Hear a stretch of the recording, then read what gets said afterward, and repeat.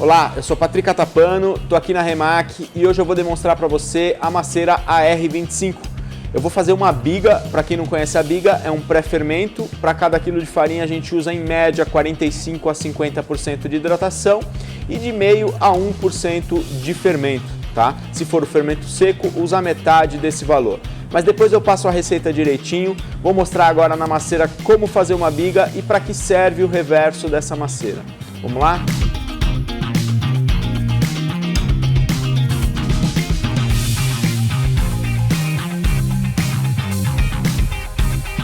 Bom, para ligar a máquina, nós temos aqui o botão de emergência. Caso seja necessário, você aperta. Com esse botão apertado, a máquina não vai funcionar. Então, sempre se certifica que ele está solto, tá? Antes de ligar também, nós temos aqui o reset. É importante apertar, porque senão a máquina não vai funcionar, tá? Se eu apertar o verde aqui, ela não funciona.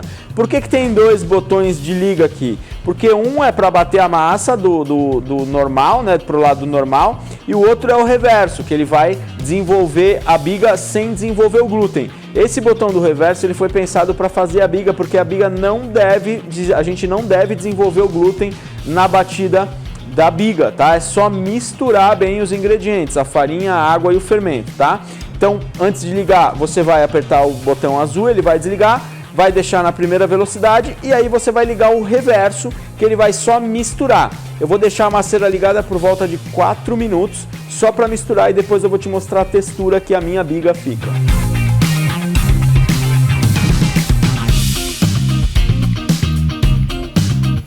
Então aqui, como você viu, a máquina girou ao contrário, que é o reverso, para bater a biga. Por quê?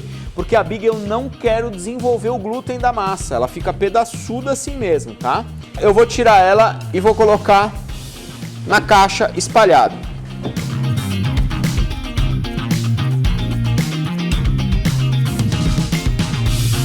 Não precisa ser uma caixa tão grande, só que é o que eu tinha hoje aqui.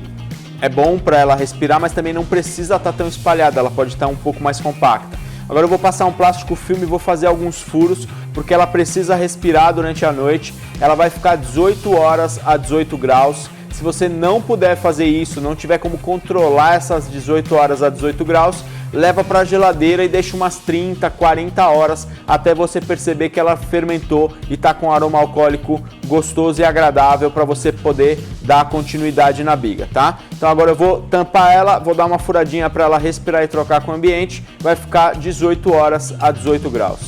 Bom, nós deixamos a biga 18 horas a 18 graus, mas se necessário ela pode ir para a geladeira e ficar mais tempo. Caso você não tenha como controlar a biga 18 horas a 18 graus, leva para a geladeira, deixa umas 30 horas. Quando você perceber que ela ganhou um pouco de volume, ficou aromática, ficou um aroma alcoólico gostoso, continua o processo. Agora eu vou entrar mais água, com mais farinha, com fermento, um fermento adicional para impulsionar um pouquinho a fermentação, que eu vou fazer uma fermentação mais rápida. Se você não quiser entrar com mais fermento, você pode trabalhar só com o fermento da biga, mas os tempos vão alongar, ok? Então agora eu vou entrar com farinha, nesse caso eu vou usar sêmola, 20% de sêmola, então são mais 800 gramas de sêmola em cima da receita de 4 quilos que eu estou fazendo. A água para chegar a 75%, aí você calcula a quantidade que você quiser, pode ser menos, pode chegar a 65, 68, e o sal em base à farinha. Eu estou usando na biga, não foi sal, então eu vou colocar 2,5% de sal, ou seja, 25 gramas de sal por quilo de farinha. E o fermento na quantidade que você precisar para ele fermentar no tempo que você deseja. Isso pode variar muito, por isso eu não vou dar valores, porque pode ser mais, pode ser menos, dependendo da região que você está e dependendo do tempo que você vai deixar essa massa maturando e fermentando depois ainda. A biga já está na maceira, agora eu vou colocar a farinha, um gole de água, um pouco de água porque a biga é bem seca, vou colocar metade da água total que eu vou finalizar agora, depois eu vou finalizando aos goles quando é alta hidratação, ok? O sal fica mais pro final e se eu for colocar azeite, eu acabei não separando aqui, mas vou pegar um pouquinho ali para finalizar com azeite, de 2 a 5% de azeite, ou seja, de 20 a 50 gramas por quilo de farinha, a sua escolha. O azeite ajuda a deixar a massa menos emborrachada, deixar a massa um pouco mais crocante. Então vamos lá para a maceira.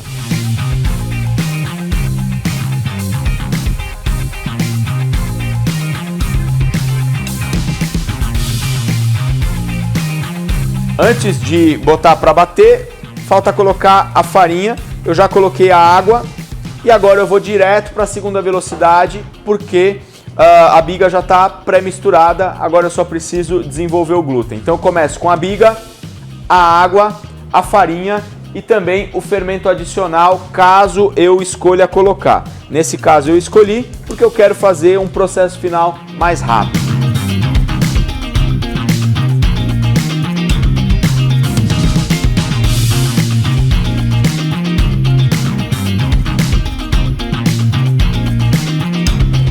Quando a massa desenvolve o glúten, ou seja, ela fica forte para receber mais água, agora é hora de eu continuar colocando água. Mas olha o tanto de água que eu tenho para colocar. Se eu virar tudo de uma vez, eu desando a massa. Eu vou colocando aos goles e volto a bater. Ela vai dar uma desandada, como você vai ver no vídeo agora, depois ela retoma, tá? Então presta atenção.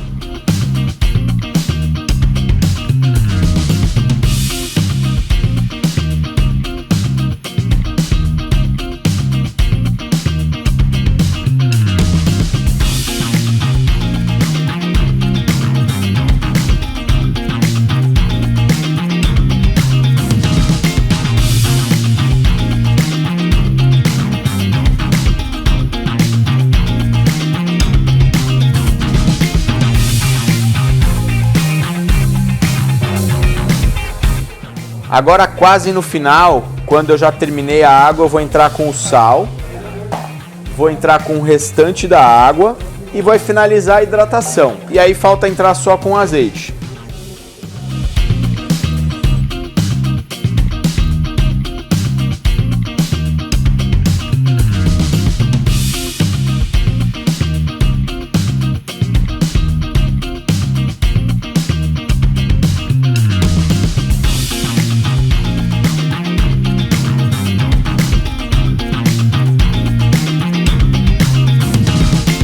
Eu deixo descansando 30 minutos da maneira como eu tirei da maceira. Agora eu vou dar uma dobra só para dar uma estrutura. Depois vou deixar fermentar até dobrar de volume, que pode variar de 1 hora e meia.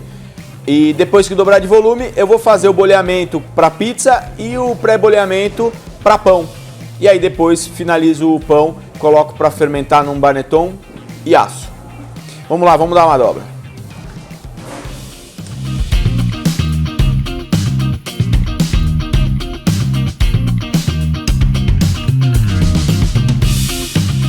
Bom, depois que eu dei a dobra, ela ficou mais ou menos 1 hora na caixa, porque eu adicionei fermento na segunda batida. Caso você não adicione, pode demorar um pouquinho mais. Depois que ela dobrou de volume, ou quase dobrou de volume, eu vou virar na bancada, vou fazer o boleamento da pizza e essa mesma massa eu vou utilizar para fazer pão. Então, vou bolear de uma maneira para pizza e de outra maneira para fazer pão. Dá uma olhada aí como é que eu vou fazer para você poder replicar aí. Então, para trabalhar agora na bancada, eu posso trabalhar com farinha ou eu posso trabalhar com um pouco de água misturada com azeite. Eu vou dizer que eu tenho gostado nesses últimos tempos de trabalhar com água e azeite. Eu mudo de ideia a cada uma semana, quando me vem na telha eu trabalho de formas diferentes, mas nesse momento estou trabalhando com água, pouca água sem exagero, principalmente que eu estou trabalhando na madeira, a madeira absorve, né? Por isso que eu estou colocando mais. Mas se você estiver trabalhando no inox ou na pedra, ela não absorve, aí você pode colocar um pouco menos. E essa água serve para não grudar.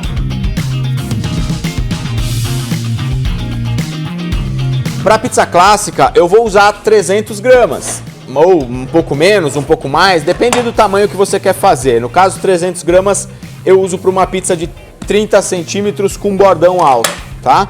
E para pão eu vou utilizar outra gramatura, depende do tamanho do pão, aí você escolhe 400, 500, 600, o que você preferir. Vou cortar um pouquinho e daqui a pouco eu vou bolear.